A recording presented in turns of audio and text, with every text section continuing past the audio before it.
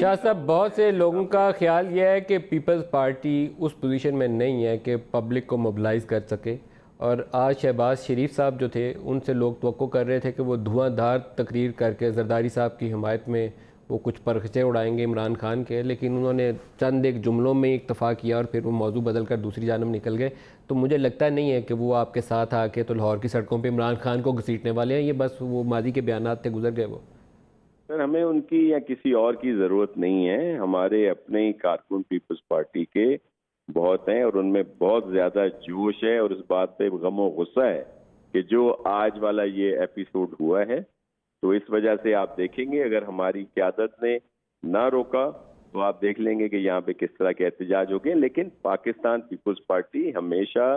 جمہوری اس میں رہ کر ہی احتجاج کرتی ہے۔ ہم کوئی سرکاری املاک کو نقصان نہیں پہنچاتے، ہم لوگوں کو یا دیگر چیزوں کو نہیں کہتے، ہم کبھی اس طرح کی بات نہیں کرتے کہ جی ٹیکس نہ دیں اور غیر قانونی طریقے سے پیسے باہر بھیجیں اور بل نہ دیں، آگ لگا دیں، یہ کرتے ہیں ایسی کوئی، لیکن ہم اپنا احتجاج کا حق رکھتے ہیں۔ آج کچھ جگہ پہ